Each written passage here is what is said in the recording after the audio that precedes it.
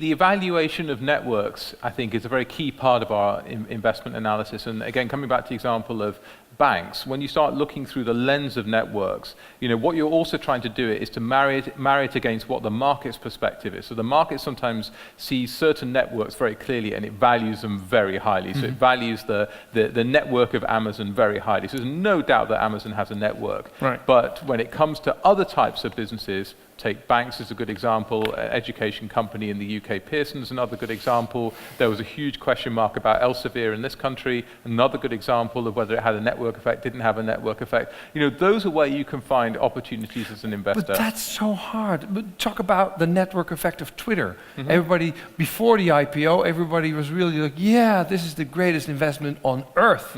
And now we're thinking, oh no, they forgot to monetize.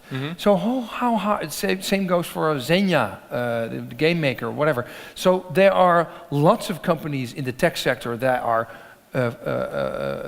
evaluated enough and maybe growing, but there are lots of them that are going down, they're big names. So how do I differentiate then? Well, so I think that one of the things you can do as an investor or as an analyst is look at networks that haven't been particularly well managed but have managed to survive.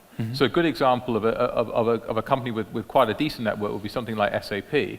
So there, obviously, most companies have SAP in their businesses to help manage their enterprise resource planning, and most people have an enterprise. If you sort of get the CTOs of most companies, they've all got an SAP nightmare story to tell you. They'll drink till well into the early hours of the morning, say, oh, when this nearly brought my company down, etc., etc. Now, if a network actually managed to survive those situations, it's kind of interesting for you as an investor, well, actually, how durable is this network? Whereas what you're looking at in the context of Twitter is, how resilient is this network? By the time I start sticking advertising on it, by the time the membership stops going up, et cetera, how much does it have true duration? And that's always the risk around investing in sort of very young companies, is that they haven't been through those business cycles, they haven't been through that kind of cycle of misery. Right. So what do you think about Tesla then?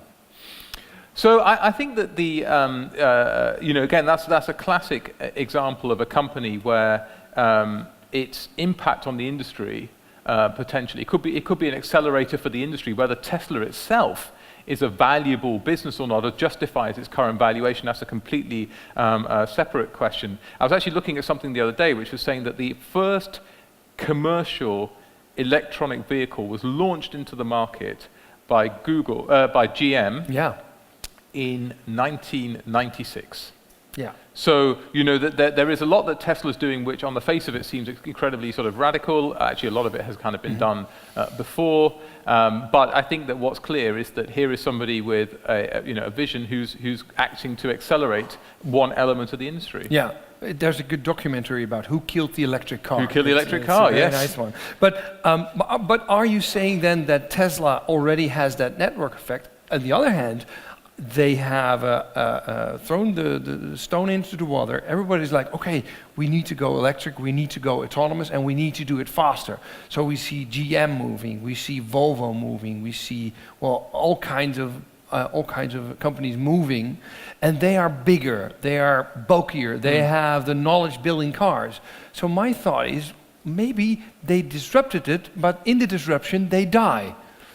Yeah, it could be the case. I mean, this is the classic example of, you are going to see tested, is there any true network in a Volkswagen? If there is, where does it lay? Does it lay in the downstream connectivity with the customer? Does it lay with the fact that it has a broad brand portfolio? All of these things are going to come under test. So again, as an investor, you've got to be able to consider instances where I think the market has already made up its mind. And if you think you can have a different point of view, that could be a great perspective for you to take.